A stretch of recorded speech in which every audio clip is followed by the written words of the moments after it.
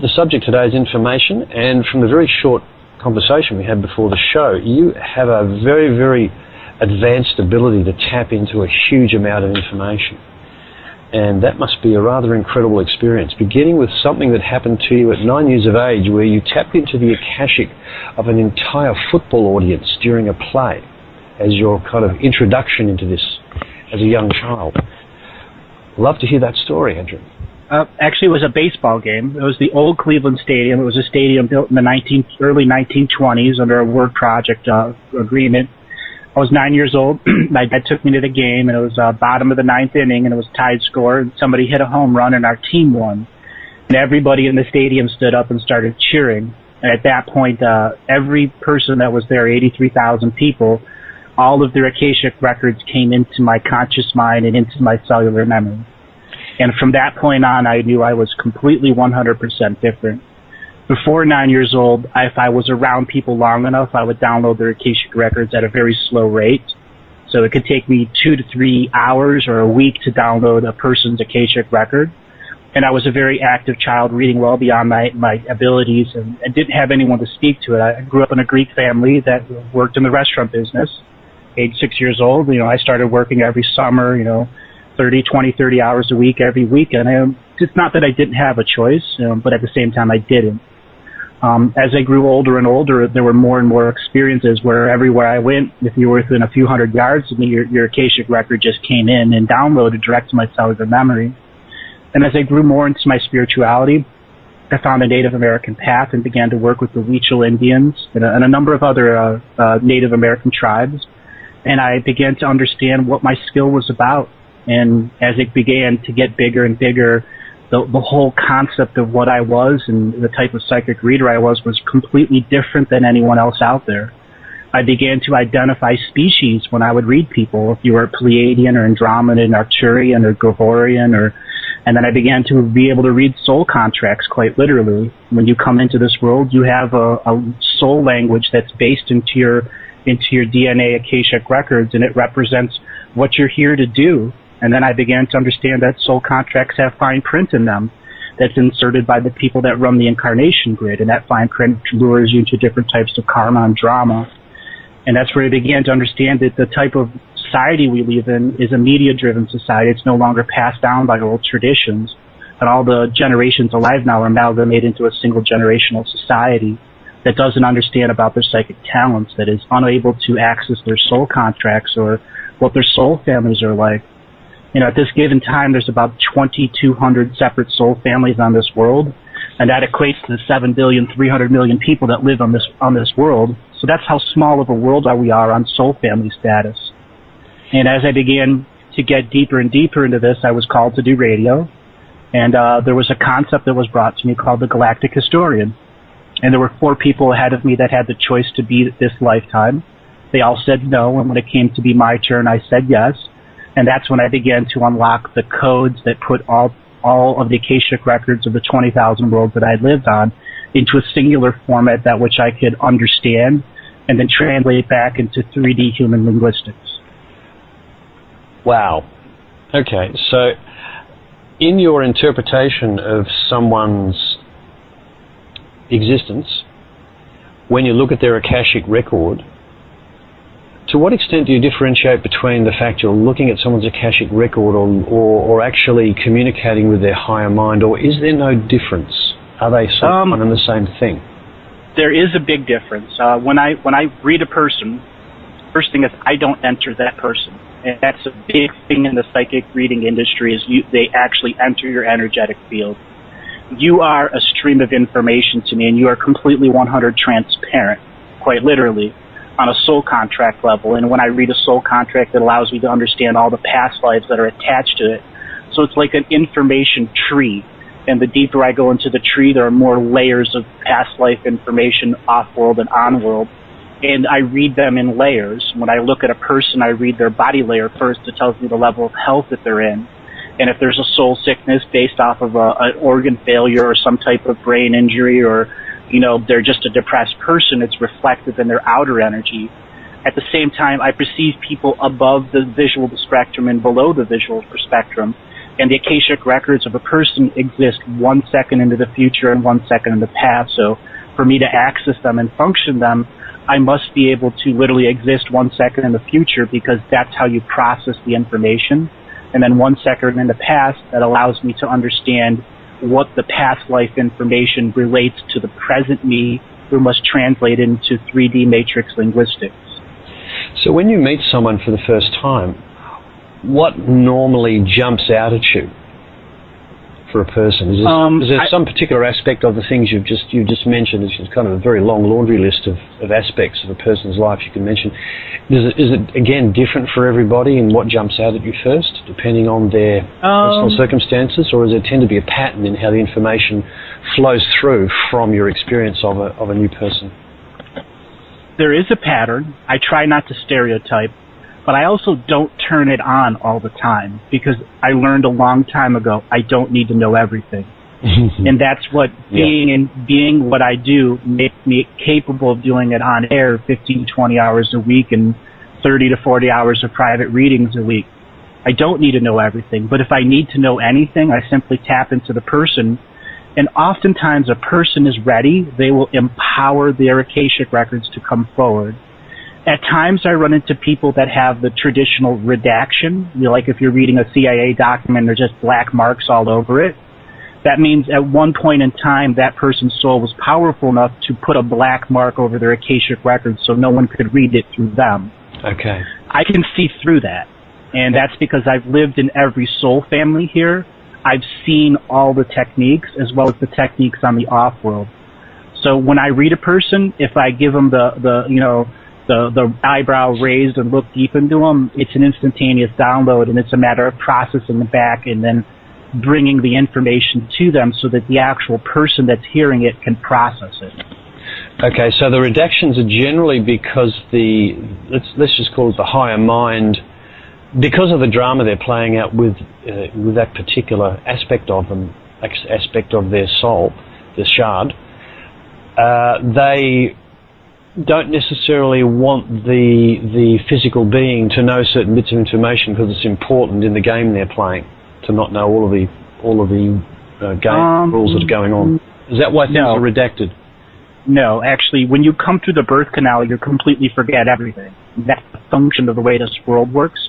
Mm-hmm. When you redact part of your akashic records, or it's redacted for you, it's because you are preventing the forces of domination and control understanding your tree of life so that they can manipulate you on a DNA level, soul level. Michael and Peter are classic examples of redacted people.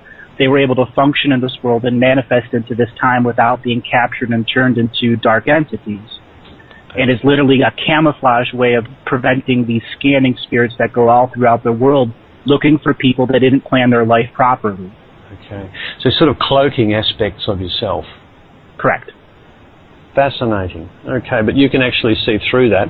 Do you need the sort of the soul's permission to do that, or you can just do it? Everybody's transparent to me. But at the same time, I come from a completely sacred, neutral perspective. I do not violate a person's free will in any way, shape, or form. So when a person is transparent to me, I understand everything, but I may not repeat everything because that person isn't in a mind state or paradigm to understand it, or may not have the linguistic functions within them to comprehend what it is. Yeah. And I call that psychic vomit. And there's many psychics that give way too much information. Mm-hmm. Now, there's a certain amount of respect I think you've got to have for the person and the situation and the, if you like, the plot of the drama they're living. They're here for a reason. You don't want to actually upset their apple cart. It's not your place to intrude, I gather, which is quite extraordinary. You've got to think about yourself as like a doctor or a psychiatrist, what have you, when you're talking to people. You give them what they need for that moment. Place at time. Yeah. Mm-hmm. Yeah. But you don't give them everything because like it's too much for their mind to comprehend. Yeah. Generally, a cousin of mine defined it really well when she was watching my instructor one day. She said he's wonderful because he tells you just what what you need to know next in order to move forward. And I think that's exactly the way I do it. Yeah. I'm all about empowering the person, revealing techniques and coping skills with them so they can identify negative habit patterns within them and how they attach to other parts of their past life. And when they go through the self-realization and self-actualization that they're in a habit pattern, the type of reading I do when I bring up past life information or soul contract information is to empower the physical person there to use their free will and 100% to expand, explore, understand, and then recycle parts of themselves that are no longer functioning properly. You know, people regularly have parts of themselves that are still projecting on their future versions of themselves, and that's limiting them. And when I bring up parts of themselves, like people that are the classic example, like if you were in a family that's dysfunctional, which we all come from in some way, shape, or form, if you had a mother and father that would yell and scream at each other but never physically hurt each other, and you were the child stuck in between, you are a sponge to that energy. And it's very prevalent on the adult person. And I get people to talk about those scenarios, too elemental in nature. I tell them to talk to the fire or talk to the wind. And they bring up those memories, and then they can recycle the memory so it goes into cellular memory instead of awake memory. And then you have more space to allow dream realms to download into your wake brain, and so you can remember more of stuff. So this is why when I'm riding my bike or running, that I can actually dump baggage. Absolutely. Fascinating. Okay. I just have one question about your past, going right back to the start of your story. When you downloaded 83,000 Akashic records, how is it that you weren't completely overwhelmed at that point in time by what had happened and you know, just because it could have been a moment where your whole psyche could have crumbled under the sheer volume of information? No, it did, actually. I was very. I was just about to say that. I was just about to say, but it did. He smashed to pieces. Yeah. He totally fell apart. But like, he reconstructed himself to this level that we're at now. Right. Yep. So what was the immediate effect? Did you just fall silent? Were you distressed? What happened at that point? How did you process to the point where you started to move forward rather than be overwhelmed? Well, it was a unique 3 weeks, actually, because it was all in my head, and as a young kid, you're learning this information. I remembered everything about Lemuria. I remembered everything about Atlantis. I remembered everything about Egypt, and it was all within a thought mind for me. And my parents like, what's going on in your head? And I couldn't tell them. I mean, instinctively and psychically, I knew if I told them the future that I was already predicting I just couldn't. Because at that point, all of my psychic talents had been turned on to the maximum level. And there were a number of spirit guides that came to me and helped me put this into cellular memory instead of awake memory, and teach me the skills to make sure that I didn't constantly bring it to awake memory. And those spirit guides were my soul family, and they were the ones that were helping people that were going to make choices in the future to be the galactic historian. Yeah. With the fact that you were mentored through this process, I wonder how many people who, for instance, appear to have had a complete, what you'd roughly call a mental breakdown. It really wasn't a mental. No, it really wasn't a mental. Go ahead, sir. No, just I'm trying to just phrase this question correctly. There are a lot of people who've been classified as having, mental breakdowns, nervous breakdowns, etc. When I think what's actually happening is they're having an experience like yours. And we had a show a couple of weeks back where we talked about overlapping the senses, which has all of the symptoms of schizophrenia. Whether this incredible download talent that you had could have overwhelmed you and would have been diagnosed simply as some disorder of the psyche, and they'd popped you on drugs for the rest of your life and put you in an institution. Yet you managed, with the help of your mentors, to actually get through it. See, they really weren't mentors, because I came in with very distinct contracts that I couldn't be helped. I had to do it myself. That's the only way you could become a galactic historian. There's only been 3 other galactic historians in the last 52 million years. Wow. And each one has died a horrible death. Okay. Are you talking about incarnating on this planet or elsewhere? No, in the 52 million year history of the 7 galaxies involved in the drama. Wow. If somebody knows all the drama, that means you can't hide any secrets. And to what extent are you aware of the future of the drama at any point in time? Well, it's like if you're very familiar with a TV show and you've watched every episode and they come up with a new one, you can just get it. Mm-hmm. And when I was talking about the Menors, they were only there for a period of 2 weeks, quite literally. And it was under very strict circumstances because if they were detected, I would get ejected out of this world.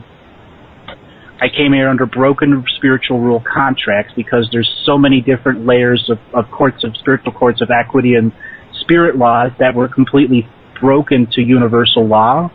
Mm-hmm. So when you want to begin to understand spiritual contract, there's a primary incarnation grid, there's a backdoor incarnation grid, and then there's the hollow earth grid that allows powerful spirits to exist in hollow earth. So a number of those entities that were helping me came out of hollow earth and literally risked their entire existence in the time stream to make sure that at some point in the future, if it came to my turn, I could say yes or no. Okay, so that was part of an arrangement that you had with those beings prior to incarnating here to try and make it to that position? Yep. Wow. Well, I'm really glad you survived that process and are here now because, well, we've got 3 callers with questions and we could easily have 300 because that's a pretty extraordinary thing that you're actually living through. Now, the reason I bring up the callers now is, guys, would you like to take some calls now or do you want to continue speaking with Andrew till we get back to our subject? No, we'll take calls. Take some calls, Andrew. Do you want to take some calls? Sure. Okay. Okay. Looking at the board, actually, someone just dropped off. With the person holding the longest is area code 484 with their hand up. I'll bring your microphone live. Good morning. How are you? Hello. Hi. Who are we speaking to? Thank you. My name is Tonetta. Thank you very much for taking my call. How are you today? How are you today, Tonetta? Get my name? Yep. How are you today, Tonetta? I'm doing good. Good. We have an interesting guest today. What's your question? Okay, my question is, I want to know here about a man named Danny that I'm involved with romantically. I want to know a time frame of when you see Danny moving into my home and starting a committed relationship, and also if I will have a son, a baby boy by this man, Danny. I have to read his Akashic record for that to work. And what you're asking is about spiritual contracts. And as I'm reading your spiritual contracts, you are not contracted to have children with them. And you're also not contracted to have a life force with them other than a temporary purpose. You are actually soul cousins, not soul family. I can't make any references to him because I haven't viewed his Akashic records. And there's a significant number of past life issues that you have to resolve before your soulmate comes in here. And your soulmate is in the exact same position. He must resolve his past life issues, and your issues both go back to France during the Red French Revolution. You were both people that led the guillotine and were chopping heads off. And for the time, you were celebrated as great people, but at the same time, you eliminated people out of the historical stream, which got you caught in the drama that led you into World War I and World War II. Your soulmate, I'm going to simply call him Wilbert. He was a British officer. You were a German officer. You both killed each other in the trenches in World War I. And then you both were reborn for World War II. He was a submarine captain, and he sunk you, and as well as a number of other parts of your extended soul family. So this has been a drama that's been played back and forth between you and him for some time. And then you were both reborn in the early 50s. And since that time, you have been trying to figure out how to eliminate the negative karma. And you decided in the astral world you'd create contracts that brought you together if both of you could resolve separate past life karma.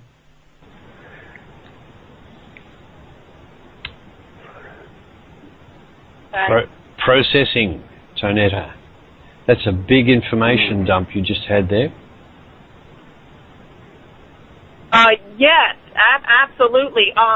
Like I said, the reason I called in is because I do go to psychics, professional ones, and I was told by 5 other psychics that Danny would be moving into my home in the month of June, and that I would also be giving birth to a baby boy in the future by him. So that's the main reason why I was calling to see what you guys are picking.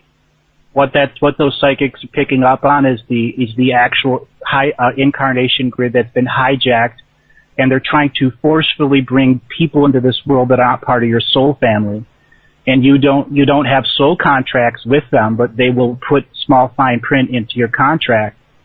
And this is part of the drama that they purposely stir up between soul families. If you bring in somebody that's not part of your contracted soul family, you must adopt that child as your own. And that's what they're reading on, is the incarnation grid is setting up to put fine print into your contract. When in fact, he is not a soul family. Okay. Well, like I said, I mean, you know, that's the main reason I was calling in, because, you know, when I would tell them his name, they told me that, like I said, he would be moving in the month of June, mainly towards the end of June, and that, you know, I would also get an engagement ring around November or December, and that there was going to be a baby boy born, and that my father would actually be holding the boy, and they knew my father's name without me even saying anything or anything. So that's why I'm a little confused here by what you were saying. Okay. How many psychics have you called in the last 5 months? I actually go on the internet. I'm involved with Psychic Arenum, which is a professional psychic site where it's like, you know, $4 a minute, and you get to talk to someone through a webcam. So, probably that's incredibly expensive. Right, yes. And I mean, they've helped like 4,000 people so far. They got testimonies. And I went to 5 different ones that were very, very top notch, probably within the last month or 2. 5 different ones. Well, I think you need to stop searching and go inside, because that's the only way you're going to identify who's true soul family. So you're saying that you don't see Daniel moving in or any of that? If it is, it's not meant to be, and it'll be a very bad relationship. Okay. Okay, well, thanks. Okay. Thanks for that, Tonetta. It sounds like you've been presented with something unexpected, and you're probably going to have to think about that. Yes, well, thank you very much. Okay, thanks for the call. Bye-bye. Now, Andrew, before we proceed, you brought up a couple of things which have kind of tweaked my interest here. So before we go on, I'd like to ask you a couple of questions. You referred to the incarnation grid as being hijacked and having extra fine print putting into contracts. Do you want to expand on what you mean by hijacking the incarnation grid? It's a really big multi-dimensional story, but I'll try to put it as simple as I can. If I lose you, have Michael or Peter will jump in. They understand this. There's a group of extra-dimensional, multi-dimensional entities that 460,000 years ago migrated to this planet. These entities are 6th, 7th, and 8th dimensional beings. They're so big in energy they cannot fit into a single human being. So what they did is broke themselves up into thousands and millions of different sparks, and then entered the Earth incarnation grid and made separate contracts with each individual version of themselves, and entered soul families.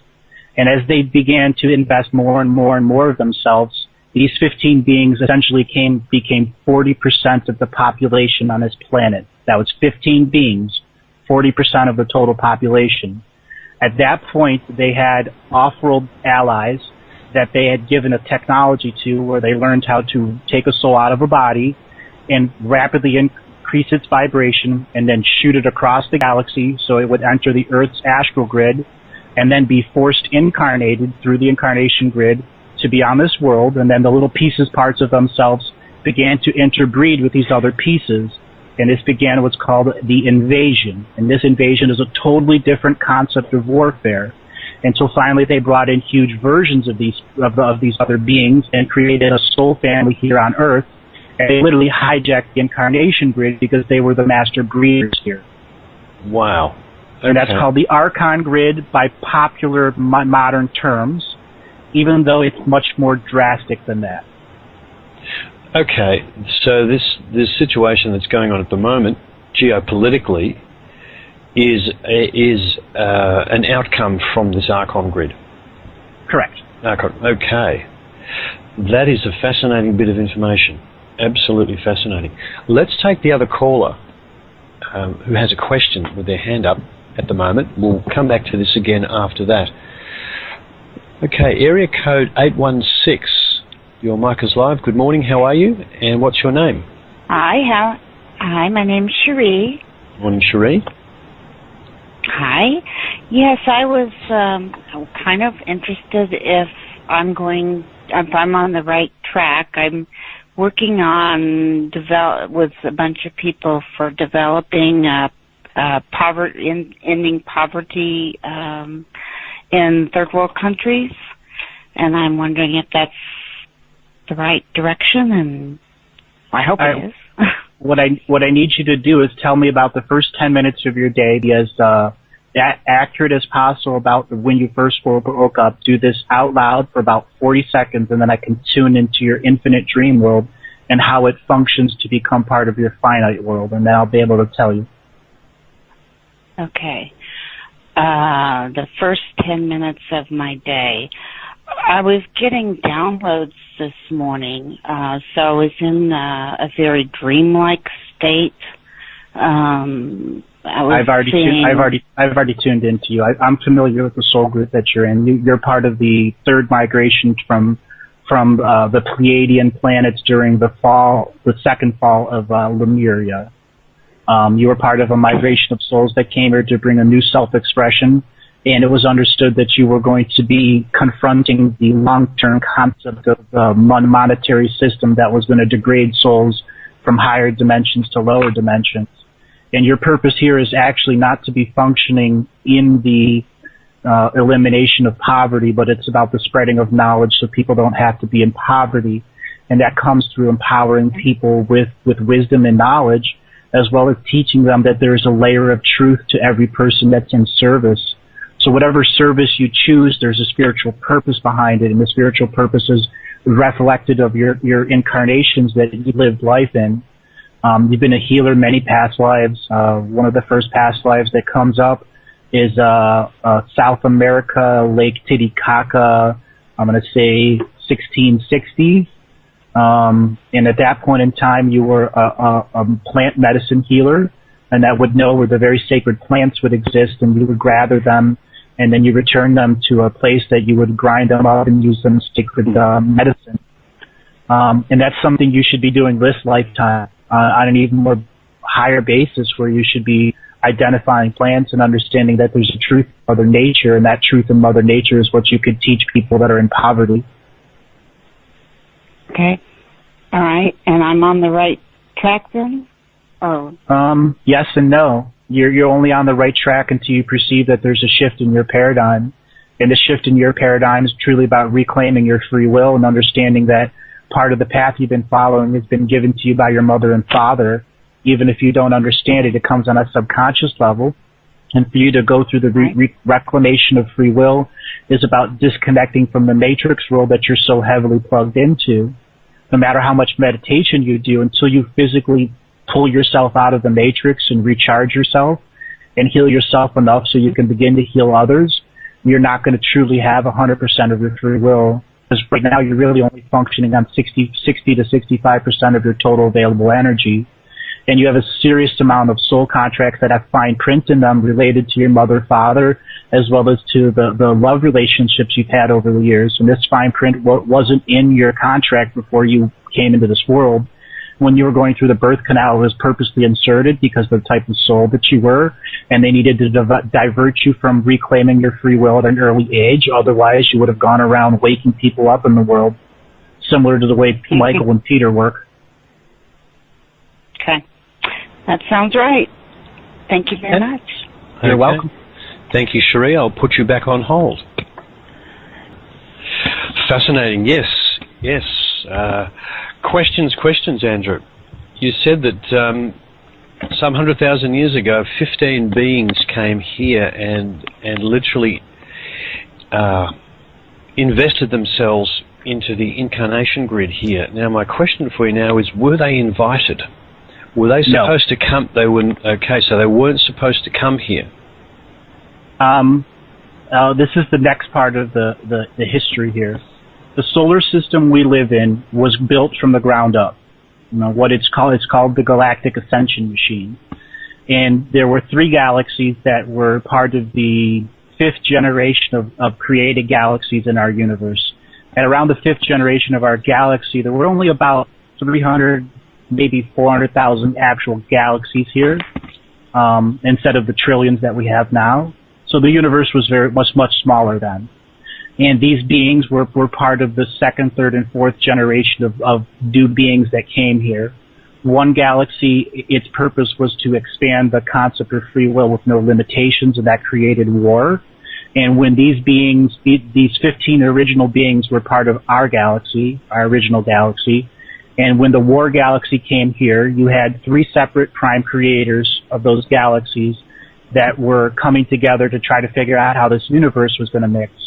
Well, that's known as the Great Mistake, because this galaxy wasn't ready for the war galaxy to come in.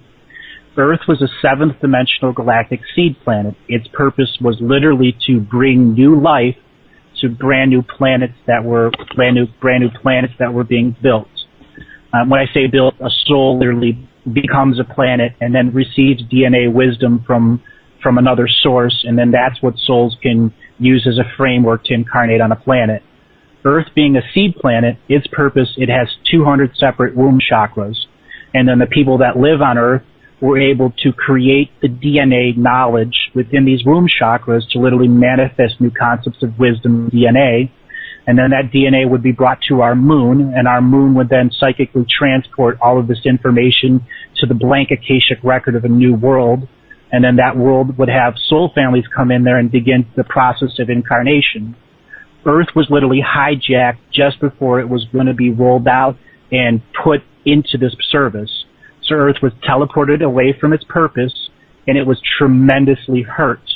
At that point, she called out to the universe, and healers from around the universe and beyond began a migration here. And this is when these multidimensional beings became aware of what was going on here. They saw war. And these beings were so old and so bored, they decided to go out and have fun. They came here, and Earth was freed and brought back to the side of the light, but the war concept had already been introduced, and that's the beginning of the dramatic episodes. These multidimensional beings began to perceive time in layers and understood that this was going to be a very fun place for a very long time, and made sure they had enough parts of themselves so that they could stir up the drama anywhere else in the galaxy, and then people would be drawn to Earth. Well, to resolve the great drama that these beings had started, the higher beings of this universe basically took all of the big dramatic planets from the different parts of the galaxy and put them into one solar system. So quite literally, they teleported all these extra planets here. There's 66 planets in our solar system, and those represent the 66 prime dramatic lines of information. So if you need to resolve your karma with any of the dramatic planets here, you have to come to this solar system. This solar system is in the center between 3 separate galaxies.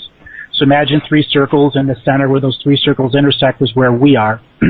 So souls have to constantly migrate here. When they migrate here, they have to go through the vibratory process of Mars, of Venus, of Pluto, of all the other ones until they reach the vibration of Earth, which is the highest part of the galactic ascension machine. When you graduate here, you get the opportunity to create yourself as a sun or as a planet or to move on as a higher multidimensional being. So this is the place where everyone resolves drama. And it was done because multiple parts of the galaxies were polluted by this drama, and they needed to get rid of the pollution. And the resolution was to put all the dramatic planets into a single solar system. Okay, so did I hear you correctly? You said there are 66 planets or 6 planets? 66. 66. So some of them, we're talking about a multi-dimensional solar system then? Yes, every solar system's multidimensional. It's just a matter of how you perceive it. But all 66 planets are physically visible, but the size of our solar system is much bigger than our perception. Okay, so are you saying that they're out beyond Pluto? Yes, well beyond Pluto. Okay. At this point in time, there's all sorts of stories floating about as to the archonic grid actually being replaced by something new. How do you judge those stories? What's your aspect, your take on that? The purpose of what we're going through now between June 2011 and August 2014 is the prime time of galactic energies for a consciousness change in this world. 560,000 years ago, the drama had gotten so bad and the galactic ascension machine wasn't functioning as a well-oiled machine. The oversouls of this planetary system and the solar system came together with the prime creator and said, we have to figure out a way to fix this. So what they did is they broke everything down into a council of 12. That council of 12 was 4 members of the light, 4 members of the dark, and 4 members of the neutral. They were tasked with taking the 2,200 invested races and soul families and reduce them through breeding into a single species, so that species could go back out to all the other dramatic areas and begin to heal those species of their karma. And that comes to where Michael and Peter talk about we are creator beings, and quite literally when we graduate here, we get our PhD in the School of Hard Knocks, and then we go back and begin healing the rest of the galaxy. But it got so bad, as I was saying, the Council of 12 couldn't come within any agreement. So one group was trying to force incarnate their versions, the light were doing the same thing, until finally the light and the dark had become so polarized they couldn't accept anything about the neutral perspective. So the dark guys began going after the homeworlds of the neutral people and basically saying, I'll kill 10 billion people unless you leave. So one by one, all of the neutral parts of the Council of 12 were removed. There was a big battle between the light and dark of who would take their space, until it finally broke down to the Council of 12 was 7 dark and 5 light. And that was right around 410,000 years ago. And since then, we've been having this off-kilter incarnation grid where the archons, because the dark can bring more of their beings in, can literally control the incarnation grid and put in fine print. Well, all of the beings understood that when prime creators set up this Council of 12, that there was an end date, and that end date would be called what's the audit. And the audit is when the prime creator comes into this world and reads every soul contract from the ground up of all existence and understands the equation in total, where there are no secrets. And if the 2,200 soul families were becoming one, the Council of 12 would be allowed to continue their management. Well, they completely failed on it. March 22nd to 23rd, 2013 was the audit. They completely failed, and now the beings that are on the council are being replaced with walk-ins who will complete the job. Wow. And the job is, do you want to state what the cleanup is going to be? It is to bring back the concept that the resolution here is that the 2,200 soul families, the 2,200 invested races here, become a single DNA race that can go back out to the galaxy and begin healing the other species that are no longer connected to a tree of life, or only use cloning as a function of expanding their species, because many of these species can no longer have children naturally. They have no sex organs, they bred it out of them. And we will be beings that help them get back into a tree of life connected to a planet sacred feminine. We will teach them how to be pregnant. We will teach them how to raise children. We will teach them how to be mother and father. as well as teaching them about what it is we resolved here in the three-dimensional dramatic world. So Earth was always meant to be a world that produced those kinds, that standard of being, obviously a very high standard of being, to clean up problems elsewhere in the galaxy. That was its original purpose? Its original purpose was to be a galactic seed planet, to bring literally brand new life, wisdom, DNA to a blank Akashic record world. Okay, but it was hijacked, and the new purpose was to resolve the drama and karma between the introduction of a war. And the only way to do that was to get a massive amount of migration of spirits here, so that when it came time for graduation date, there were enough spirits to go back out into the galaxy, because the universe had been expanding ever since the very beginning parts of this drama.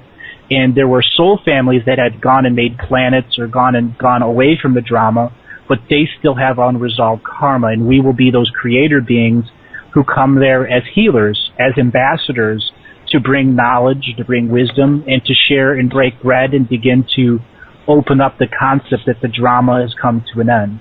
And it's Prime Creator's will that, having done the audit and finding the results to be unsatisfactory, that the shift to the new mode of operation will take place. Correct.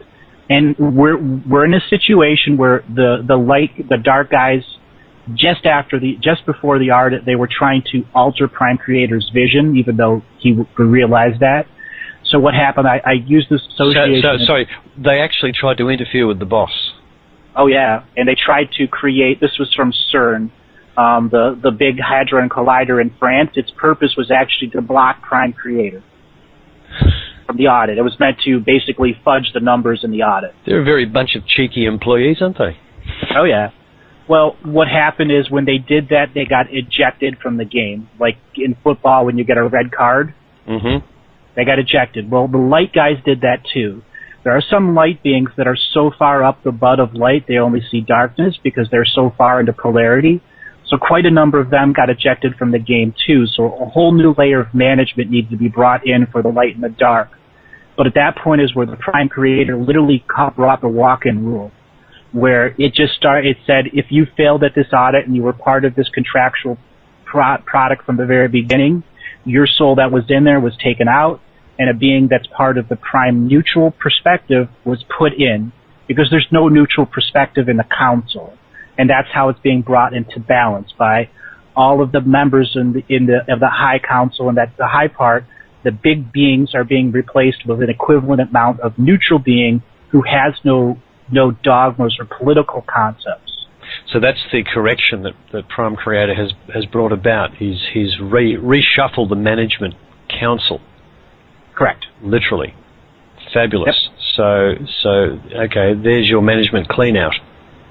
So as well as allowing walk-ins on a mass scale on Earth. So the allowance of walk-ins, I mean, that apparently goes back probably the best part of a century. How does this manifest on the ground? I mean, this management shuffle, is it something that happens at an instant in time, or is it something that in fact was ordained and has been happening temporally? That is the walk-ins, say March 2013, the audit was done, they failed, action was taken. Did that result in temporal shifts going back 100 years, as in temporal activities? No and yes. Well, you got to understand, June 2011, we were brought onto a single timeline, and there's going to be a lot of people who have a tough time with this. What it was is, there's been time wars that have been going on here for a very long time, and the whole purpose of the time wars is these multidimensional beings are trying to influence the theme of our awakening. So they brought propaganda, Planet X, Nibiru, or any of that. We are creator beings, and if they bring a high amount of propaganda, we will believe it and create that. And the whole point of the awakening is to claim your free will separate of the incarnation grid and allow yourself to understand Earth's original purpose. So the whole walk-in, all of that is understanding that when you take something out and replace it with something, it has to still function with all those spirit contracts that walk-in entity that they came into. And many of these entities are time travelers. And when they unified the timeline into a single stream, all the tangent streams ended. But since so many of us were on multiple timelines and never knew it, when we go to sleep, we dream ourselves into those other timelines. It's like a person who's had an arm cut off and has ghost limb syndrome. And we have to stop ourselves from creating these fake timelines again. And that's where we're at. So the neutral beings that are walk-ins are keeping the timeline a single timeline, so we live long enough to accept that, there's none of these extra timelines. That's really accurate what you're saying with my experience, because I experienced these tangent timelines. I was about to... And we destroy them. I was about to say the same thing. We knock it out. Like 9 times out of 10, or probably 99 times out of 100, when somebody's viewing a time stream, it's precisely because it's not going to happen. Wow. Okay, well, you guys are, again, expanding my picture of the universe many-fold, with another injection of incredible detail into a picture that I've been building up for a couple of years, and it's really, I have to say that the picture I had was thumbnail. Not inaccurate, but the detail that you're bringing to it, Andrew, is actually really, really meaningful to a lot of stuff that really bothers me about this world, and explains a hell of a lot. So I thank you for that. It's been absolutely incredible, and we're only not even quite an hour into the show. The timeline travelers, the people that have come here to unify the timeline, that's a very significant thing. Oh yeah. Timeline. Just to even begin the concept, you have to understand the multidimensional being concept, because what they do is they have multiple versions of themselves spread out through a linear timeline, and then they brought in technology so different parts of themselves can create tangent timelines, and then they could literally incarnate other parts of themselves in other parts of the timeline, and then bring soul family with them that are sleeper agents. So the whole purpose is to create propaganda that would manifest deep in the future. And the light guys are always trying to counter the timeline movement, cut this other stuff out. So it's like trying to play a multi-dimensional game of chess 200,000 moves ahead of time. And the only way you can do it is by planning your actual soul's lifetime 10,000 or 100,000 lifetimes in advance. And that's what I did. I planned my lifetime since for the last 52 million years so I could be here now. So this is the game that the archontic beings enjoy playing, this massively complex interdimensional chess game. That's fun for them? Yep. I call them the intergalactic mafia because they're creating our DNA so that they can recreate the galactic ascension machine somewhere else. It's always been the prize to get Earth and then to make a bunch of other drama planets and make a galactic ascension machine somewhere else. Because what these beings are doing is literally challenging Prime Creator to say, no, we're the new guys on the block and we are going to be the Prime Creators in this galaxy and we're going to beat you. So there'll be 2 separate Prime Creators from the galaxy. That's their whole purpose now. And they're not going to succeed? Is that what you're saying? They've already failed. The management. Okay. They already failed. Yep. But the thing is, we have to remove them because they're soul family. It's like when you got a rotten member of your family, you love them, but you can't live with them. Mm-hmm. We have to eliminate our contracts with them. And that's what reclaiming your free will during this time of empowerment is about. Anything that inserts fine print must go. Fascinating concept. So how do you reclaim your free will? First of all, it requires going inside and healing parts of yourself. And Michael and Peter talk about that frequently. You have to be willing to look at yourself and to identify that there are parts of yourself that no longer apply to the adult you. And you have to realize, well, the type of damage that your innocent inner child did that shaped your life, as well as the good and the bad. And I commonly call this talking to the fire. I'm a shaman and a dream interpreter. When I function in the dream world, I'm in the North Pole and the South Pole at the same time. The North Pole is literally where the dream worlds exist, and the South Pole is where the astral world exists, where the new souls that are coming in here to plan their incarnation, they exist in the South Pole, and then they live through us vicariously to experience what the matrix world is like so that they can figure out what soul family they want to be in. Reclaiming your free will is about literally understanding the matrix is trying to define you through propaganda of what type of co-creating manifestor spirit you're going to be, and you must disconnect from that through meditation, through self-healing, through ascended mastery courses, and begin the process of unplugging from this muddy world until you understand that this world has several layers layered on top of it and layered below it, and that your perception is the key to understanding the matrix as what is the defining propaganda of all these multidimensional beings that takes place between 2011 and 2014. Now, the propaganda is being perpetuated at ground level in 3D reality by the media machine which drives our thought. Yep. Particularly in the Western world. What about the Eastern world, where the Western media is not so prevalent? Well, it's controlled by a different media source, and it uses their culture against them. Example, in China, they're extremely big on ancestor spirits, but if you watch Chinese TV, they actually degrade the ancestor spirit concept so that people don't adhere to it anymore. And there's a huge, huge following of Christianity in China that was brought there on purpose so that would separate them from their ancestor spirits. So religions like Christianity, to what extent are they propaganda?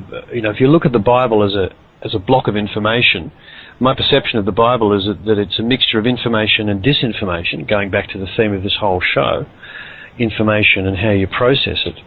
Do you view in Christianity in its entirety as being a control mechanism, or was it something that was supposed to be an injection of pure kind of thought and was polluted?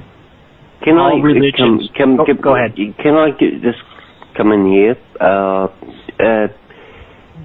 The Bible in a concept is perfect. It's a genre of age concept. It's actually the written word of everybody that's existed. But it gets lost because, like, it's supposed to be about information, and they got lost on the way. Like, it's supposed to be a journal of people's birth, outcomes, what have you. Yep, well, I have a little different perspective on it. When I began to put the entire story together, when it came time for Jesus to come in, who was a very powerful light being, and 400 years later, when they decided to write the Bible, there were a group of multidimensional beings who were these pieces parts that were already leapfrogging through time, and many of them are already existing on the future timeline, that wrote that book to be a part of their propaganda that was spread throughout the years. Now, the beings of light were tremendously distressed when they figured this out, and so they mass-incarnated beings of light to make sure that the church was something good. But at the same time, it was a part of a propaganda machine written by the same multidimensional beings who were looking to control 2011 to 2014. Now, all religions' purpose here is slightly right and slightly wrong. The only thing that ever came even close to getting right was the Buddhists, but they also got it wrong, because it's all about free will. And if you really pay attention to the knowledge, wisdom of Jesus, it's about claiming your power and understanding that all people are created equal, all sentients are created equal.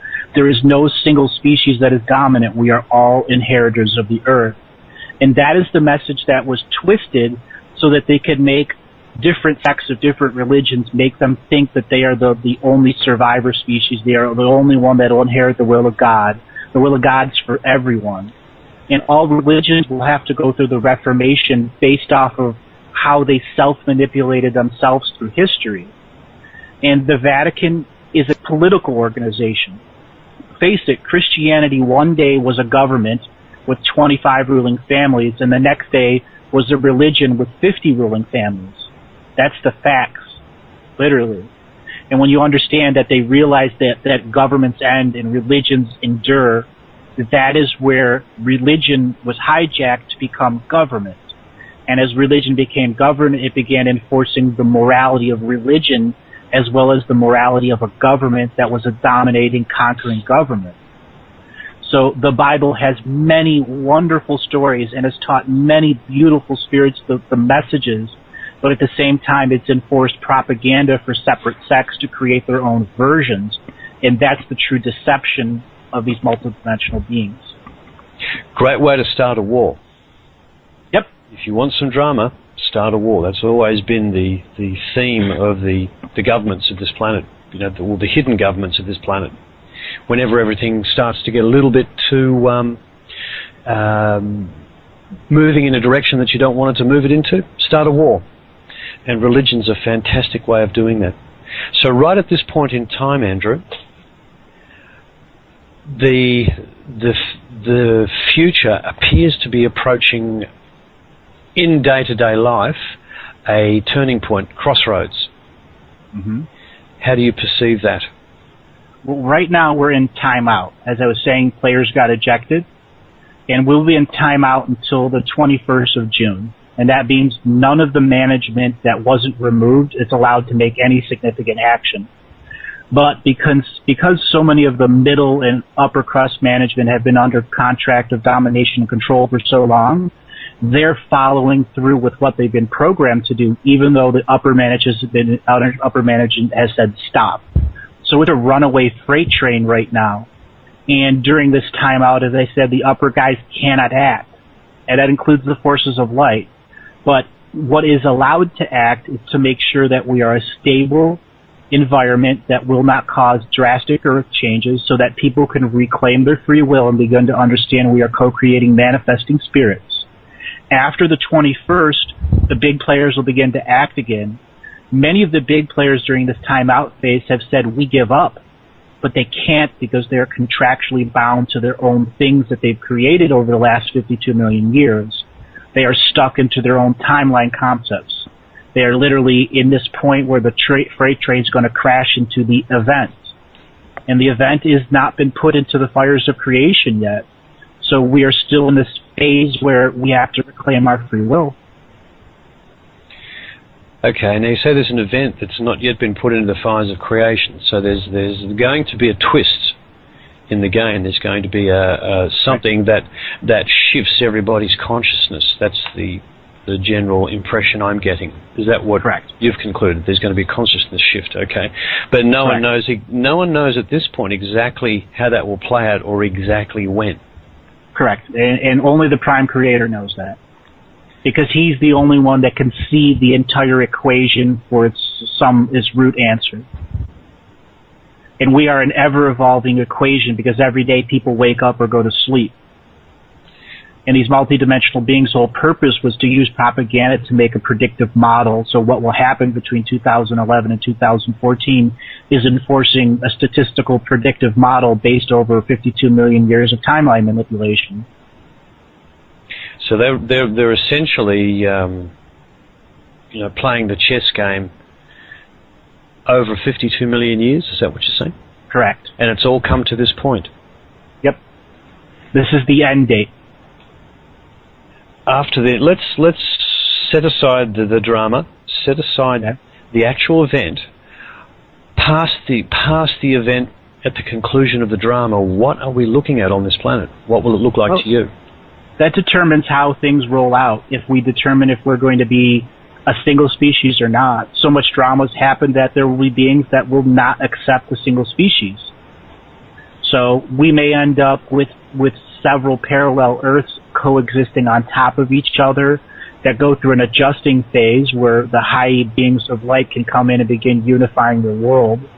Off air, Michael and I, and as well as on my other show, as well as Peter, we talked about a concept that there's essentially 5,800 separate city-states here in our world.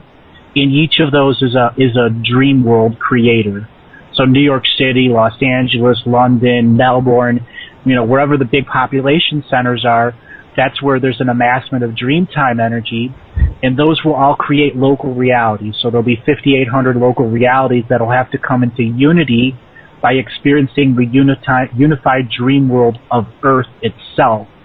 And during the event process, really what it is these 5,800 separate Dreamtime societies coming into Unity Dreamline as a global Dreamtime society. So again, the event is multidimensional, multi-level, many different ways. But there will be Dreamtime cities or societies that will not accept it, and they will dream themselves into another world, essentially. That's a fascinating thing, because one of the aspects of sci-fi that's always attracted me is the idea of city-states. That's a very, very common theme in literature, and if even movies.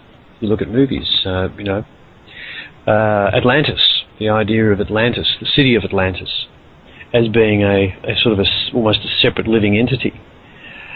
That is, to me, a not impractical way of running a planet, provided, of course, there's not conflict, actually having those differences. And when you look at it from a Dreamtime point of view, with millions of people in one place, all dreaming, and in their conscious life co-creating unconsciously, it's absolutely no wonder that different cities have such different characteristics. Here we've got this Sydney-Melbourne paradigm. They're different places. They have a different feeling to them. And do you think part of our future is going to be a planet with these quite markedly different and consciously aware of this city-states? Yes. How the event unfolds, I don't know. But again, I've seen these episodes. It's like, again, describing, I've seen all the episodes of a TV show. And if they come up with one new episode, you can kind of get the theme. And my personal opinion, and it's just an opinion, is when it all begins to iron itself out, it'll still be 2,000 separate cities. Some of the soul families will begin to separate by density and age and soul family relationships. And then one part of the Earth will be highly technological, and one part of the Earth will be non-technological and returning to Earth. So these beings can create a new culture based off of unified Dreamtime society. So if a high technology person wants to take a vacation on a low technology part of Earth, they can.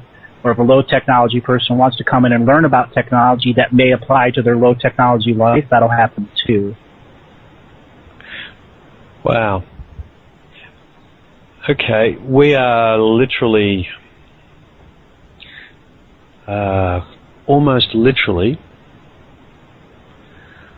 1 month away from 21st of June. Correct. Yep. Okay. And no sign of change in the propaganda. In public life, it's all still flowing out. This is going to be a big surprise for a lot of people. No. My personal opinion is we're not going to see absolutely anything happen. And I've said this many, many, many, many times. They can stretch this out for 20 years if they have to. And until you see people out marching in a street in the same scale and size as the 1960s, you are not free, and there is no ascension. So the consciousness shift is going to have to play out by people actually, getting out of their seats, getting off their butts, and exerting their free will. Yep. Because only your free will is what can eliminate your contracts and your fine print contract with these multidimensional beings who've hijacked our grid. Could you repeat that statement? It was broken up a bit. Only free will? Only your free will is what can learn to eliminate the fine print contract with the hijacked incarnation grid, as well as with those negative parts of your soul family, which are these multidimensional beings. Okay, so what it's doing is essentially you're removing the fine print they stuck in your contract and the baggage that's brought to you. Correct.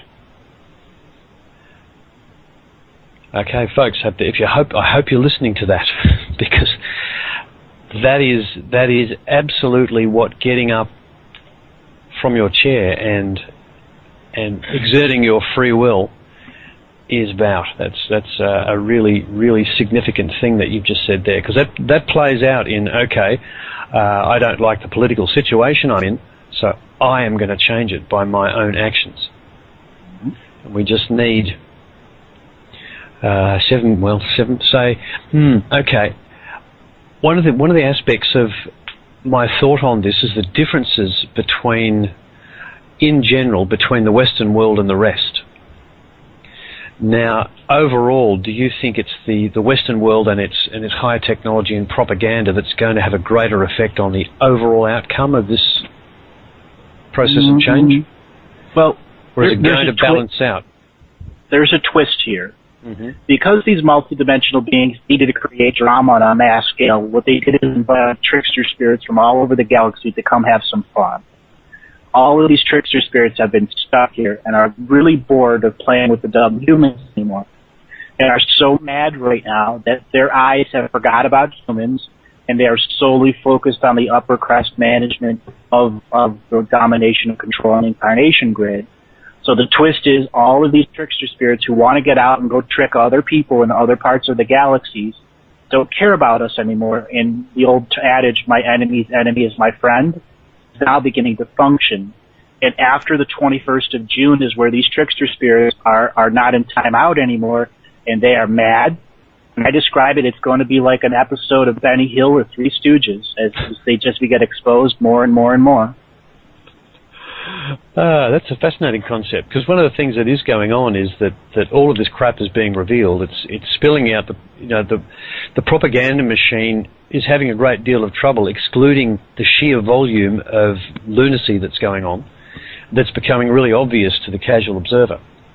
And that's what you're saying is going to increase? Absolutely. Well, it will be like the Three Stooges then. Yeah. And at the same time, people ask me this often, what was the 21st of December 2012? What that represented was there was the single moment we had of unified dreamtime, and the last time we had unified global dreamtime society was 28,000 years ago. And that was a single tick on the clock of the multidimensional clock we live by.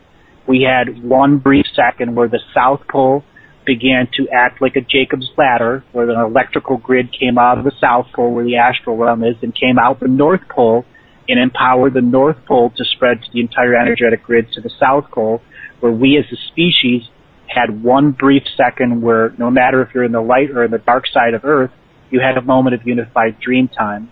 And there's physical technology, spiritual technologies, and technologies that keep us separated into these 2,000 or 5,800 separate dream worlds, dream city states. So what we got here is that point in time overrid all the technology, so we had the first taste. And now every tick of the clock away from the 21st, we have another one. That was the 20th of March solstice, then the 21st of June, and then Christmas. You know, so every time there's a new solstice or equinox, we get a little bit more of unified dreamtime at a global scale. Is that something that is that tipping the balance towards a unified dreamtime being a permanent state of affairs? Is that part of the objective? Correct. Okay. A question for you. Did the Archons maneuver us into cities for this purpose, to group us so we could be manipulated en masse? Because that started back in the Industrial Revolution. Is that part of their bounding around time and maneuvering us into position for this event? Yes. The Industrial Revolution, the whole point of the Industrial Revolution was to put people on a 40, 60, or 100-hour work week so they could never invest into their self-education or free will. And the Industrial Revolution also meant that you had to eliminate those societies that had oral traditions like the Native Americans or the Aborigines or the South Pacific. So that's why there was a massive buildup to eliminate any natural culture, native culture species. By eliminating the people that were the oral traditions changed, you would be forced into living into a mass industrial complex through cities, and then they could manipulate you on a mass scale as we introduced technology. Yes. Yeah, I think if you look at the starting ceremony or the ending ceremony for the Olympic Games, I think the starting ceremony where they actually looked at the process of industrializing England. Yep. It was literally turning people into little ants in a little anthill. And yeah, there's your mass mind control kicking in at that point. So as you say, the oral traditions are very important in exploration of the individual self. And if you remove that out of culture and replace it with propaganda, bingo. Then you get to control huge numbers of people. We're a media-driven culture now. The oral traditions don't exist. The only culture we pass down is through the propaganda media. And, of course, our wonderful schooling system, which is not an educational system per se, it's a schooling system. It's an occupational system that just occupies your time growing up. Yeah, well, propaganda. The sheer stress that's on people's lives to simply survive from day to day, whilst being fed by this media machine, is the ultimate distraction. People just have no time to invest in their own spiritual individual development. They are simply trying to survive. So, yeah, we've been massively manoeuvred. Everything that's happened for hundreds of years has all pointed to this situation where we are literally a controlled society. Now, how does the concept of energy harvesting play into this? It's talked about a lot, and there's obviously humans are incredibly creative, and our creativity is just being focused into activity, and allowing us to actually be completely have wagons circled around us by propaganda. Okay. I'll try to explain this as best as I can. Mm-hmm. I may lose you. When they set up the Bible and they set up all the war concepts, they set up sacred geometry cities. And sacred geometry cities are meant to separate us on a dreamtime scale. So there were places where energy would amass. New York City's one, Washington, D.C.'s one, Melbourne's one. And each of these cities that are sacred geometry set up cities are collection points for the local energies of those areas. And then those collection points go into a master collection point, which is the Vatican. And then the Vatican sends that energy into Israel, into the sacred structures that were built there 2,000 and 3,000 or even 100,000 years ago. They understand that there's a grid of pyramids on our world, and there's 9 layers to them, and our world is a fortress. And the only way to stay in charge of the incarnation grid is to have 1 or 2 layers of the fortress grid. Even though they don't have control over all of the grids, they have control over enough of them to be the dominant of the incarnation grid. So it's all about coalescing energy and then reinvesting that energy into the systems of domination control that are physical buildings. Like anywhere there's a mass media building, there's sacred geometry built into the building, so that when the upper management sends energy to the system of domination and control, it spreads it out equally, so all the system is equally fed. But each person in this world is taxed on energy from the moment you come out of the birth canal, so there's always a feeding of this system. So when you unplug from the grid, you're not sending any energy. When you unplug from the matrix, you're not sending any energy to it. And it's coming to a point where they are using just about as much energy as they take in to what they put out. And this tipping of the scales for the Unified Dreamtime Society means they're going to be in the minus, and they must start using their own energy. And when they start using their own energy, they cannot maintain the system of domination and control. Okay. Energetic game. We're back to the energetic game. And folks, if you want to look at a piece of sacred geometry, have a look at a map of Canberra, the capital city of Australia. It is absolutely literally like an eye of Horus. Yep. Yeah. Washington, D.C. is another great one. Look at Adelaide. Yep. Yeah, I've never actually looked at Adelaide. Have a real close look at Adelaide. Gee. And all of the cities around the world are all based on a sacred geometric dreamtime harvesting principle then? Correct. Wow, so they herded us into cities that were essentially dream catchers. Yep. Fascinating. And that's what made us these 5,800 separate dreamtime city-states. There's actually more, but I limit it to 5,800. There's about 6,800, 6,700. But many of them don't have enough energy to maintain themselves as an ever-present co-creating dream world, just because there's not enough empowered people in those areas to stay active all the time. So as the moon rises or there's more galactic energies comes in and the ley lines in the area light up, they may be there for a short period of time. How many people does it take to really make an effective Dreamtime city, as you're describing? If you had 50 people like Peter and Michael and me, it would be enough to make something as powerful as New York City. Okay. Okay, yeah. So there's a massive difference between activated beings and those that are simply in there. Yep. Interesting.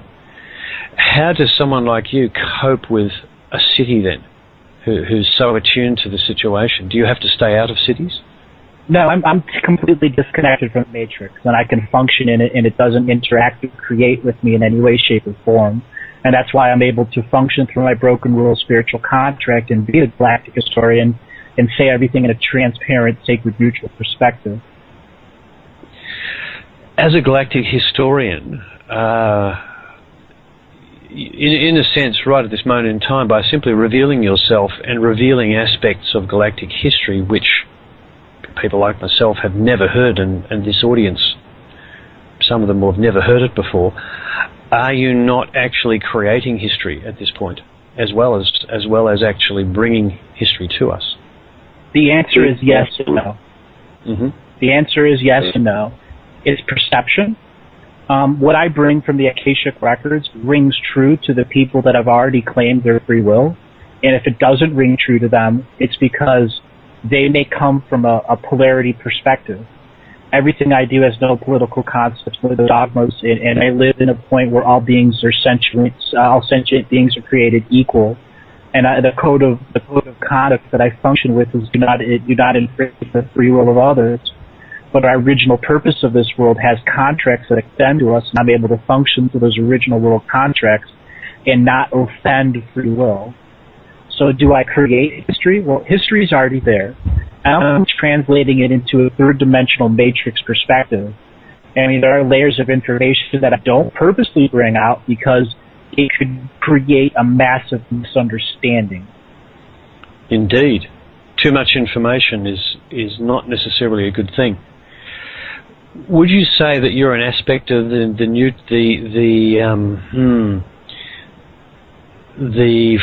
enforced? I gather what Prime Creator has done is reinforced some neutrality back into this High Council that you're referring to. Would that be correct? Okay. Correct. Your existence here is a reflection of that action, because I get you as being neutral to the information. Correct. Neither for it nor against it. It's just information. Correct. How cool is that? As I said before, when I was young, but as I said, there were 4 others before me that said no, and there was only 2 others. Andrew, we just lost you for a few seconds. You just started off a sentence when you were young. When I was young, I knew that I would get asked to be the galactic historian. And I knew I had to function in this world and live a life and even go through polarity and live with the karma and the fine print that I had until I empowered myself to eliminate the fine print from my contract. So it ultimately comes down when Prime Creator came in on the 20th of March to the 22nd and ran the audit.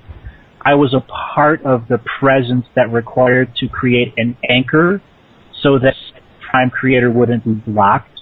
And then after the audit, my contracts are still exactly the same, and it's as if my soul knew what already was going to happen because I planned this lifetime way, way, way in advance. Yeah, everything seems to be planned way, way in advance. Getting back to information, and I think we've just touched on a really important aspect of trolling through information, is remaining neutral to it. Not bringing any emotional energy to it to distort its actual meaning. Because one of my personal objectives, and I can't always achieve this because sometimes information does generate emotion and that colours it. And the classic emotions are of course things like fear, love, jealousy, envy, all of the sorts of obvious emotions that people bring to it. I mean, through this entire interview, you've remained completely neutral to all the information you've presented. Absolutely, all the way through. I've been exposed to the dark's worst of the worst, and I'm not callous to it. It's simply information, part of the history to me, as well as the parts of the light that are wonderfully good that didn't put me to tears, or the acts of light that turned into acts of darkness. Killing in the name of Jesus was a great mistake by the light. And just because they brought in too much information and it was misunderstood and somebody checkmated them in that situation. And when you present it with no emotional coloring, the people that are part of those historical concepts can come to terms with, it's a big game. People outmaneuvered you. And now at the end, allow the history to be transparent, no more secrets, and from there as a species we can learn to come together. What's your personal objective here, your sole objective as or the galactic historian at this moment of now? Do you have any personal objective, or are you simply being a conduit?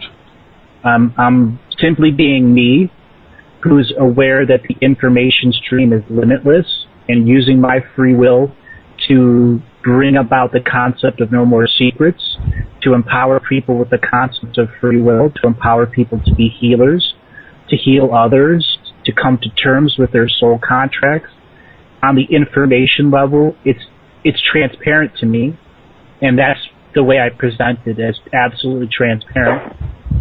On my other shows, people ask me the strangest questions, and I have an answer, generally, but sometimes people aren't ready to hear all the answers, or there's no human linguistics for it. So that's the tricky part. How do you? I mean, do you actually ever tell people when you're giving them information that I'm not going to tell you everything you want to know? Not always. If it's somebody I've read privately many times, they get it from me when I'm holding information back. Mm-hmm. For example, one of my Revolution radio show, it's primarily a call-in psychic line. I put people on the floor. I get 20, sometimes 15, 20 callers in every show. And sometimes I'll extend a reading out live on air 45 minutes. And every person's a teacher. Every person that comes on air is a teacher to the other people that are listening. Yes. Well, we teach others all around us all the time. Not necessarily always good things, but we teach. Mm-hmm. So where do we go from here, Andrew? We've got an audience here of people who are interested in developing themselves as energy masters, as energy adepts. What advice have you got from them in terms of developing their ability to read the Akashic, to process the information and to utilize it positively? Well, the course Michael and Peter have is outstanding, and they take you up to a mastery level. Peter's the information and Michael's the action. And I'd like to bring them in here at this moment and how we all come together by sharing information. That's what my shows are about, is sharing, because coming together as creator beings, we can amplify our education and understanding and teachings. Indeed. Michael and Peter, essentially I became aware of Michael and Peter through another show that they were involved with, which was Collective Imagination with Lisa Harrison. And as soon as I encountered them, I realized there was something really special going on there. It's a real pleasure to actually work with them in putting forth their information to the people, because it's information that's really needed. Mm-hmm. And obviously your information and theirs is part of the same great big jigsaw puzzle. Yep. So let me ask you a question. When you first became aware of Michael and Peter, you must have looked at their Akashic. What did you see? That's a good question. The very first time I spoke to Michael privately, there was this text back and forth of getting lined up. Mike wanted to redo his site before he came on my show, but the first time I talked to him and downloaded his Akashic record, I understood his exact purpose, as well as how he fit into the chess moves of the game. The very first time I spoke to Peter was just a few minutes before I did the first interview for both of them on on World Spirit Radio. And at that point, I understood Peter as a multi-universal being, and I understood that the two of them could come together in soul contract to be an effective modality of change and self-expression. And I understood that all of us have been brought to this world to eventually meet and co-create, but because the way it's been unfolding, we met early, quite early. Mm-hmm. Okay. And Michael and Peter, when you first met Andrew, what did you find? Well,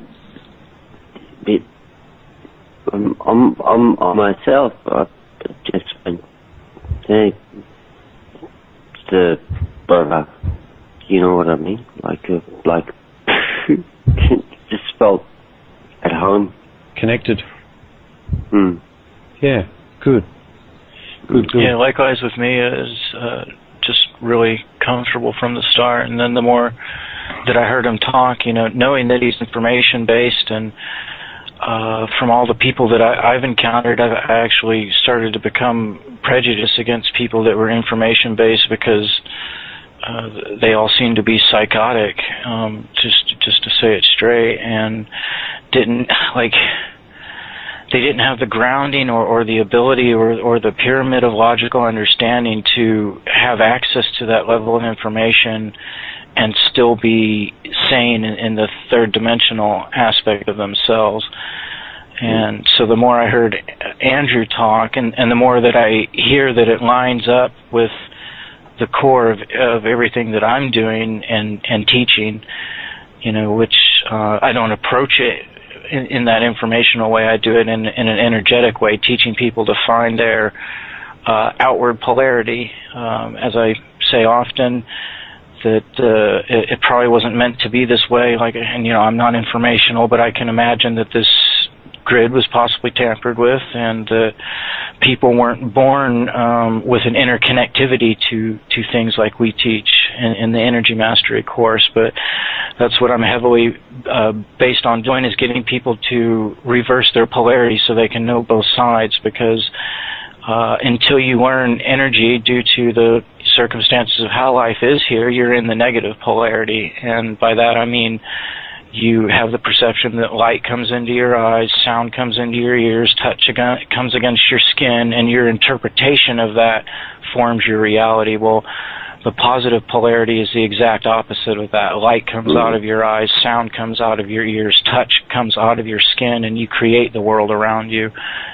So, by me giving a person the tools to actually experience that and make that a norm, ends up balancing them out. By finding their positive polarity, they become a free will creator, able to radiate their own signal, outwards and actually into the creation around them. And at the same time, I'm not one-sided. I also teach being receptive as well, though. Right now, the condition of the world is such to where it doesn't necessarily pay to be that inward with your energy, until everybody understands that we are interconnected, whether we like it or not, that we do feel all things past the body as being a part of ourself. Even if it's not at the conscious level, then it's affecting your body and your psyche and everything subconsciously. Once we get that ironed out, then we can neutralize our polarity a bit more and be outward and inward at the same time. But it's just been a great pleasure, because even though he's extremely informationally based, it all comes down to the same core that I believe in, that this is a creation from the inside out. We're not at the mercy of anything outside of this sphere of Earth, that we're creating our own time here, that we're in our own zone here, and we basically got to clean up, and we agreed on that point. And the point that he stated, that the dark, if you want to call them that have X amount of control, they're not going to relinquish it. Period. End of discussion. You can't love light them out of it. You can't just sit there and send love and wave your pom-poms. You just got to take action, actually. Exactly. So we fit right in, and it's really cool, because he approaches this in a completely different way than I do, being informational. But I do plan to meet up with him in the near future and show him, the way that I do energy and interpret energy, and then he'll rub off some of what he does on me, and that should be a great moment. Oh, it'll be wonderful. There's something I say. The cheerleaders don't win the football game. The players do. Yeah.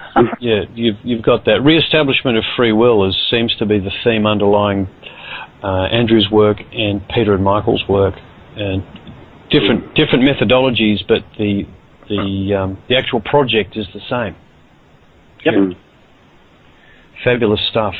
We have one caller here with their hand up, so we've got about 20-odd minutes to go. So let's pull that caller in.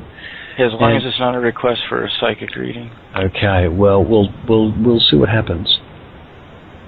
Okay. Area code 612. You're live.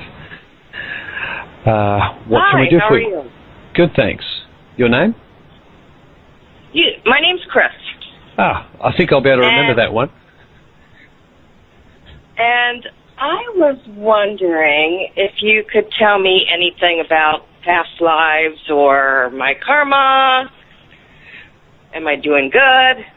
Now Am I not doing good? Michael had a request that callers wouldn't be asking personal information, but rather more about the topic of information itself, or Andrew's functions, etc. Do you have any questions on that side of things about the overall situation we've been in with the Archons, or the plot of the drama? No, I've just been really amazed listening to you guys talk away. I must have missed when you said you weren't doing any readings. Yeah, it's a show where we're talking about the process rather than doing personal readings. So if you don't mind popping back on hold, we'll keep pursuing it, and perhaps if you drop into one of Andrew's other shows or go and see him privately, he can sort out all your questions. Okay, sounds great. Okay, thanks, Chris. Thank you. Okay, well let's press on. We've got about 20-odd minutes to go. One of the things that we were going to do was a meditation right at the start. Now, we jumped straight into this and kept on going. Do you want to drop into a meditation? We do have 20 minutes. As coordinator and anchorman, it would probably help you know that Andrew said that he could do another couple shows in sequence so that we can, fully get all of this out without having to overly compress it. So you just take that tidbit I just gave you and... Yep, I'll go with that. We'll explore the meditation side of things on the next show that Andrew's on, which would be great. Now, getting back to the situation of the now, we're sitting here at the 20th of May. You've noted that the 21st of June is the point beyond which, I'm not sure I should say when the gloves come off, but when the referee says, okay, action starts again. And yet you're saying that they could play this out for 20 years unless we get off our chairs and exert our free will. Correct. There are 5,200 separate sheets that are invested heavily into our solar system to make sure that there is no galactic smuggling of soul families off this quarantined solar system. Though there are good people out there, and there are alien vessels, but they cannot interact with our realm unless they have soul family contracts with the Earth to be here. And what they're doing is they have specialized vessels that are in the upper atmospheres that are taking the consciousness energy of Earth that is forcing negative manifestation and change from Planet X, Nibiru, tidal waves, and they're reinvesting that energy back into the Earth grid so that there's more unified dreamtime. These vessels are out of phase, and at the same time there are multiple races that are trying to psychically communicate and wake up other members of their soul family. And Michael and Peter, they have incredible teachings that open you up into the energy masteries. And there are multiple other schools out there that teach you different things. This is the time you claim your free will. It's not the time to be communicating with off-world unless you've already done it. And if you do, you have to go through an assessment because your communication can be hijacked and you would never know that somebody else is speaking in the place of the being you were talking to before, or that the information is slightly altered by meaning. So this is the time we re-empower the free will and understand that until we get up off our collective butts, it can get played out, it can be extended for 20 years, and the only random odd thing that's at play is all these trickster spirits that are extremely mad, because they're not part of the management system. They were just the thug operators on the low end, and they're all mad. When you say mad, are they mad because it wasn't what they thought it was going to be, or are they just sick of it and want to move on, and they want to just basically take a baseball bat to the candy shop before they leave? That, and it's a bait and switch game to them. Mm-hmm. The re-exertion of free will, the re-empowering of the people, what form does that need to take in your eyes? Very, very good question. It starts with self-healing, mastering the energies that are around you, disconnecting from the matrix of the media, reconnecting to the matrix of the earth, as well as learning psychic skills that are protected by the golden tube of protection that allows you to connect to your higher self and into your dream worlds. It is within your dream worlds that you already have 100% free will. But if you're part of a soul society dreamtime city-state, your dreams are limited. You have to learn how to even disconnect from that to reconnect to the original dream space of Earth, which is the North Pole, where the Aurora Borealis exists. I get the impression we weren't meant to live in such large groups in cities. Nope. We were not. Because we can't really experience ourselves properly when our dream times are so, convoluted with the effects of proximity of, millions of other beings. Many of us were meant to be nomadic tribes who would go to sacred places on Earth and have children there, and then those children would be the energetic offspring of those energetic places bound with the people in their DNA. And here we all are, wandering around in concrete and glass and wondering why we're all miserable. Yep. You're not painting a great picture in some ways, but in others, it's an absolutely amazing experience and has the potential to be, over the next period of time, the most incredible ride in the universe if we get off our butts, as you say. If we get off our butts and reclaim that free will. So, if the reclamation of free will is to take action and shape the world around us, I must assume you're talking about action by non-cooperation, action by non-violence, but action nonetheless. Absolutely. Non-violence, non-cooperation. And this is something I've suggested over a series of shows. Forget the government. The only thing anyone should ever march against is the media companies. If you have 10,000 people out in front of CNN, they can't afford to ignore you. And there will be reporters that have left their organizations or announced on air that they're being censored, and they will cross the lines and they'll pick up picket signs. That is the system of control. That is the system where the domination invests their energy. If you have 1,000 people out in front of MSNBC with signs that say, "We demand the truth," you corrupt organization, how long can they ignore that? Can the NBC morning news show even walk outside to do that little bit they do on the Today Show, if you ever watched that? Can they walk outside and talk to their people if there's 1,000 people out there every morning? That goes worldwide, any media agency. Yeah, there's another aspect to that as too, because I've thought a lot about media agencies and how to actually influence their action. They live for the advertising dollar. So if you want to affect a media agency, you need to stand outside the window on their little studios that overlook the street and hold up signs saying you're a bunch of scumbags.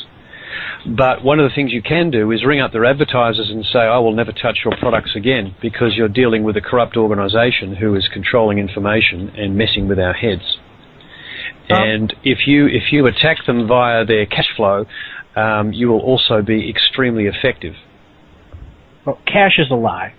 And honestly, the media companies the media dollar is a big myth.